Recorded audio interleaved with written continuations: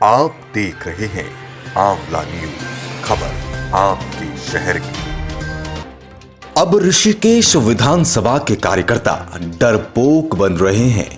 ये वही भाजपाई हैं जो कांग्रेस के शासन में भ्रष्टाचार और विकास पर खुलकर सरकार की मोर्चाबंदी किया करते थे, लेकिन अब ऋषिकेश में भाजपा और राज्य में उसी की सरकार होने से कमियों को उजागर करने वालों को चुप कराने का प्रयास किया जा रहा है।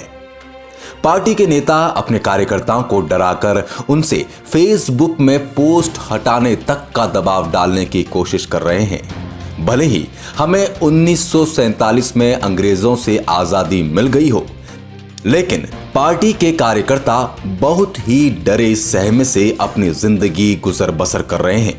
ये आज भी पार्टी के गुलाम ही हैं, बस इस गुलामी का नाम इन्होंने पार्टी अनुशासन दे रखा है।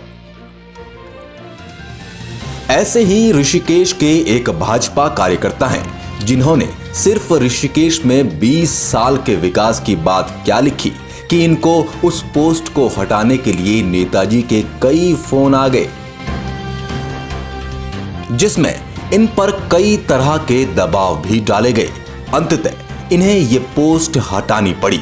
ये वही नेता हैं जिनकी पत्नी भी भाजपा की इतनी बड़ी कार्यकर्ता है कि वो ऋषिकेश की मंडल अध्यक्ष पद की दावेदारी में थी। चयन ना होने पर विरोध भी जता दिया था, लेकिन पोस्ट अपने पति की तरह हटाई नहीं। अब ऋषिकेश में कोई भाजपाई यहां विकास पर सवाल तक खड़े नहीं कर सकता, वरना उससे उसकी पोस्ट हटवाने के कई तरह के हथियार भी हैं। उठी समस्याओं का समाधान करने के बजाय चुप रहने का डर उसके अंदर डालने की कोशिश हो रही है। इसके अलावा इसी ऋषिकेश में आयुर्वेद अस्पताल की अनियमितता भी देखने को मिली। वहीं जिस उत्तराखंड राज्य को सरकार ने आयुर्वेद को बढ़ावा देने वाला आयुष राज्य बनाने की बात कही थी, वहां के तीर्थ नगरी ऋषिकेश में पहले तो आयुर्वेदिक अस्पताल ही गलियों में ऐसे खोल रखा है जैसे कोई इसे ढूंढ ही न पाए। ऊपर से यहां न डॉक्टर है न दवाइयां। यहां से पता चला कि डॉक्टर की ड्यूटी GMVN के भारत भूमि लॉज में क्वारंटीन वाले की सेवा के लिए लगा रखी है।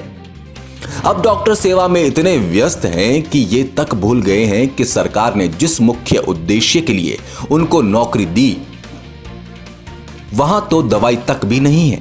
इसके अलावा इसे छिपे हुए अस्पताल का भवन भी जर्जर है। ना यहां पानी की उचित व्यवस्था है, ना ही महीनों से संविदा कर्मचारियों को वेतन मिला है।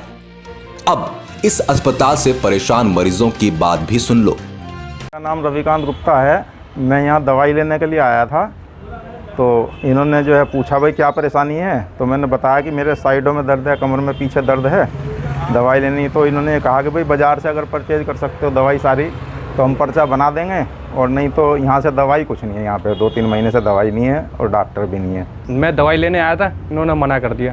फिर पेट में दर्द था ना, तो मैं पथरी की दवाई के लिए आई थी, पर फिर यहाँ पे दवाई नहीं मिली तो मैंने बाज़ार से खरीदी। अब सुनने में ये भी आ रहा है कि CM साहब की छवि एक सर्वे में गिरती हुई बताई गई है।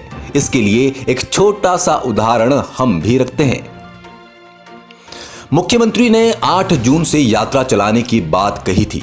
वहीं जहां से यात्रा की व्यवस्था चलनी है वो ARTO कार्यालय ऋषिकेश तो सुनसान हो रखा है। वहां से तो ऐसा कुछ भी लग नहीं रहा है। कर्मचारी भी गिने चुने और अधिकारी भी शायद कहीं देहरादून मीटिंग में व्यस्त हैं।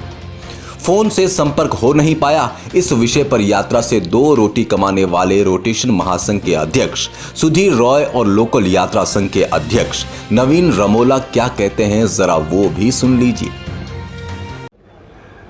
माननीय मुख्यमंत्री जी द्वारा जो है 8 तारीख को चारधाम यात्रा के संबंध में जानकारी दी गई है कि चारधाम यात्रा हम खोलने जा रहे हैं, लेकिन उसका स्वरूप क्या होगा, कैसे वो यात्रा चलेगी, कितने लोग जाएंगे, क्या जाएंगे, तो इसके बारे में अभी कोई गाइडलाइन जारी नहीं की गई।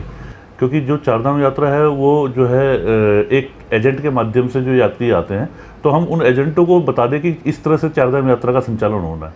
पर हमारे सामने एक मुख्य जो दिक्कत है, एक तो इस समय पे ये है कि लोगों का आवागमन कम है, और जो लोग हैं भी उनसे हम किराया कैसे लेंगे। आज हम आपके लिए ये खबरें लेकर आए। उपरोक्त तीनों खबरें आपको कैसी लगी जरूर बताएं। कल आपके सामने तीर्थ नगरी के गंभीर विषयों के साथ सामने आएंगे। खबरों को लाइक शेयर जरूर करें और चैनल को सब्सक्राइब करना तो बिल्कुल ना भूलें, जिससे आपको मिलती रहे हमारी खबर सबसे पहले। आपका एक लाइक शेयर और सब्सक्राइब हमारे उत्साहवर्धन को बढ़ाने का काम करेगा।